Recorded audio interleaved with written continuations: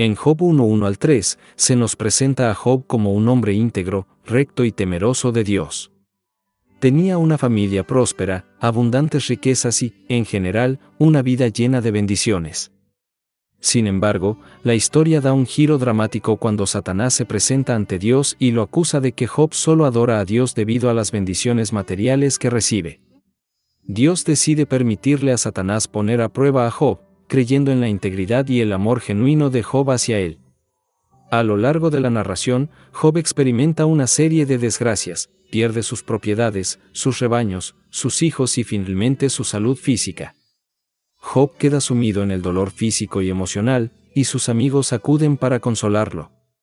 Durante su miseria, Job decide raparse la cabeza, como un gesto de dolor y duelo. La decisión de Job de raparse la cabeza muestra su profunda aflicción y la percepción de su situación. En la cultura de la época, raparse la cabeza era un acto simbólico que expresaba dolor y luto. Job estaba en un estado de desesperación y angustia, y esta elección externa reflejaba su dolor interno y su deseo de mostrar su aflicción ante Dios.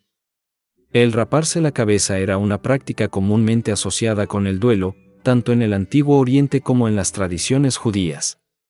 La pérdida de un ser querido, la tragedia y el sufrimiento extremo a menudo llevaban a las personas a raparse la cabeza como una expresión visible de su dolor ante Dios y los demás.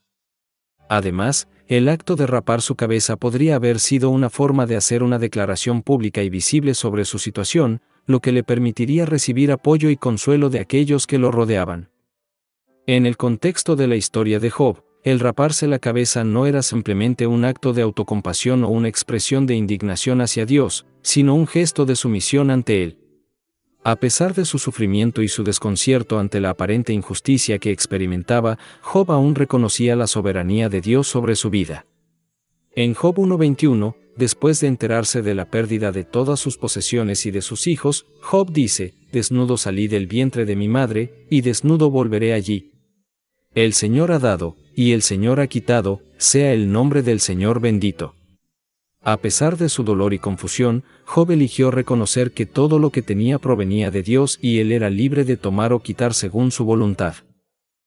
Es importante mencionar que, a medida que avanza el libro de Job, se desarrolla un diálogo entre Job y sus amigos, donde discuten el sufrimiento y la naturaleza de Dios. En última instancia, Dios responde a través de un discurso extenso, revelando su sabiduría y poder supremo sobre la creación. Job entonces se arrepiente de su actitud de cuestionamiento y reconoce que su entendimiento es limitado en comparación con la grandeza de Dios. En resumen, Job decidió raparse la cabeza como un símbolo para externar su profundo dolor y duelo. Esta práctica era común en la cultura de la época y reflejaba su aflicción interna. Sin embargo, también podemos entender su elección como un gesto de sumisión ante Dios, reconociendo la soberanía divina incluso en medio de sus pruebas y sufrimientos. La historia de Job nos enseña valiosas lecciones sobre la confianza en Dios y el mantenimiento de la fe en tiempos difíciles.